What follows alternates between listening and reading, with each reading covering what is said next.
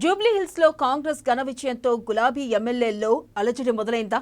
ఇప్పటికే 10 మంది ఎమ్మెల్యేలు బీఆర్ఎస్ కు షాక్ ఇవ్వగా తాజాగా మరికొంతమంది ఎమ్మెల్యేలు గులాబీ పార్టీకి షాక్ ఇవ్వబోతున్నారా? కాంగ్రెస్ కు సదరు ఎమ్మెల్యేల గ్రూప్ టచ్ లోకి వచ్చేసిందా? సీఎం రేవంత్ రెడ్డి నాయకత్వానికి వారంతా జై కొట్టబోతున్నారా? త్వరలోనే మూకుమ్మడిగా భారీ జంపింగ్లు ఉండబోతున్నాయా? అదే జరిగితే కాంగ్రెస్ లోకి బీఆర్ఎస్ ఎల్పీ విలీనం ఖాయమేనా అంటే అవుననే గుసగుసలే వినిపిస్తున్నాయి.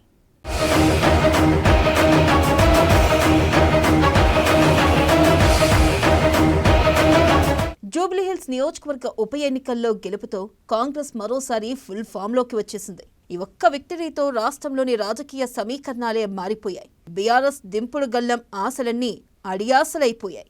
జూబ్లీహిల్స్ లో అసాధ్యమనుకున్న విజయాన్ని కాంగ్రెస్ ఈజీగా సుసాధ్యం చేసింది. ముఖ్యంగా సీఎం రేవంత్ అంతా తానే వ్యవహరించి పగడ్బందీ వ్యూహాలను అమలు చేసి ఒంటి చేత్తో కాంగ్రెస్ ను గెలిపించారు. నవీన్ యాదవ్ ను భారీ మెజారిటీతో గెలిపించుకుని జూబ్లీహిల్స్ లో హస్తం పార్టీ ఎంత బలోపేతమైందో చాటి చెప్పారు.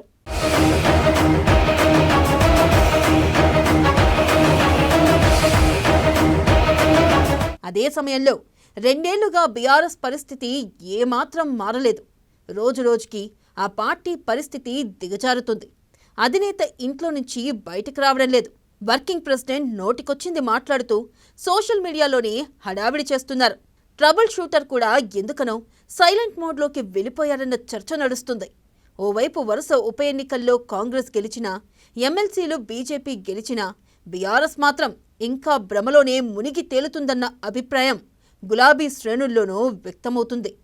పార్టీని ప్రజల్లోకి ఎలా బలంగా తీసుకువెళ్లాలన్న దానిపై ఫోకస్ చేయకుండా కేటీఆర్ అనవసరంగా నోరు పారేసుకుంటున్నారన్న తీరుతో గులాబీ పార్టీ ప్రతిష్ట మసకబారుతుందన్న వాదన వినిపిస్తుంది. ఆయన మాట తీరును ప్రజలు అసహ్యించుకుంటున్నారన్న చర్చ నడుస్తుంది. ఎందుకంటే జూబ్లీహిల్స్ ఉప ఎన్నిక ప్రచారం సందర్భంగా ఆయన మాట్లాడిన తీరుతో బీఆర్ఎస్కు ఎక్కువ డ్యామేజ్ జరిగిందన్న విమర్శలు వినిపిస్తున్నాయి. ప్రజలు తమ ఓటుతోనే కారు పార్టీకి, ముఖ్యంగా కేటీఆర్ నోటి దురుసుకు మూతోడ్ జవాబిచ్చారని విశ్లేషకులు స్పష్టం చేస్తున్నారు.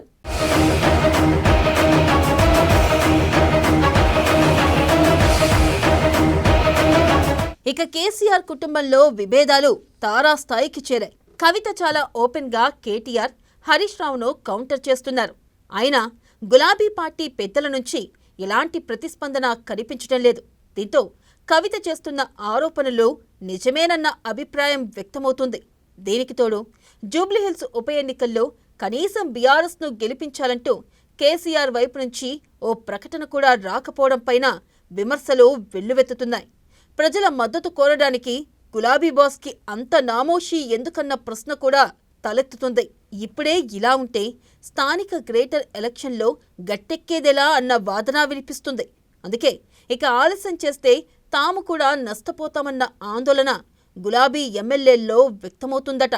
అందుకే సాధ్యమైనంత త్వరగా బీఆర్ఎస్ నుంచి బయటపడేందుకు ఆలోచిస్తున్నట్లు సమాచారం.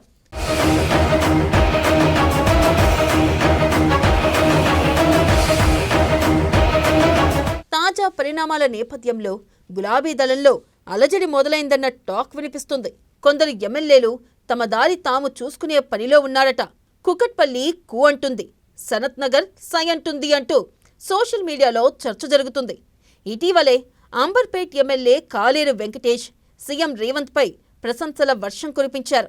ఇక భారీ మెజారిటీతో గెలిచిన సిటీకి చెందిన ఓ ఎమ్మెల్యే గతంలో సీఎం రేవంత్తో కలిసి పనిచేశారు. ఆయన కూడా కాంగ్రెస్ నేతలకు టచ్లోకి వచ్చినట్లు ప్రచారం జరుగుతుంది. మరికొందరు 2-3 గులాబీ ఎమ్మెల్యేలకు ముఖ్యమంత్రితో సన్నిహిత సంబంధాలు ఉన్నాయి. వారు కూడా రెడీగా ఉన్నారని సమాచారం. అంతేకాకుండా గతంలో ఉమ్మడి మెదక్ జిల్లా నుంచి 4 ఎమ్మెల్యేలు సీఎం రేవంత్ను కలిశారు. ఆ బ్యాచ్ అంతా ఉప ఎన్నికల రోజే అధికార పార్టీకి టచ్లోకి వచ్చేశారన్న వాదన వినిపిస్తుంది. అంటే మొత్తంగా 15-20 మంది ఎమ్మెల్యేలు రేవంత్తో కలిసి నడిచేందుకు, ఆయన నాయకత్వానికే జేకొట్టేందుకు సిద్ధంగా ఉన్నారట. రాష్ట్రాన్ని రేవంత్ నడిపిస్తున్న తీరు, కాంగ్రెస్లోని పరిస్థితులు ఇవన్నీ బీఆర్ఎస్ ఎమ్మెల్యేలను ఆకర్షిస్తున్నట్లు టాక్. అదే జరిగితే కాంగ్రెస్లోకి బీఆర్ఎస్ ఎల్పీ ఖాయమనే వాదన బలంగా వినిపిస్తుంది. సంప్రదింపులు జరుగుతున్నాయట. ఇక విలీనమే తరువాయి అన్న గుసగుసలు రాజకీయ వర్గాల్లో జోరందుకుంది.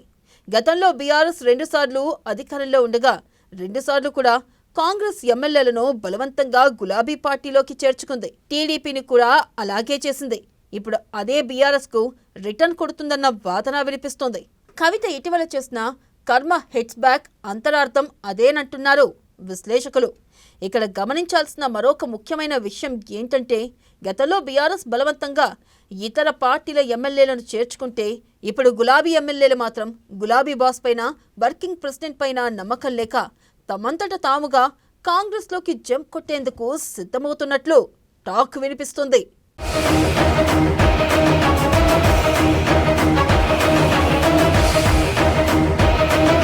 అసలే స్థానిక ఎన్నికలు, గ్రేటర్ ఎలక్షన్స్ ముంచుకొస్తున్న నేపథ్యంలో కొందరు బీఆర్ఎస్ ఎమ్మెల్యేలు ఆలోపే కాంగ్రెస్ కండువా వేసుకుంటే బావుంటుందని అనుకుంటున్నారట.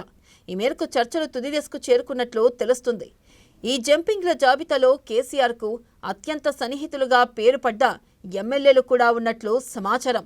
లేదంటే లేదంటూ ఇక బీఆర్ఎస్ను వీడేందుకు సదరు ఎమ్మెల్యేల గ్రూప్ సిద్ధంగా ఉందన్న వాదన వినిపిస్తుంది.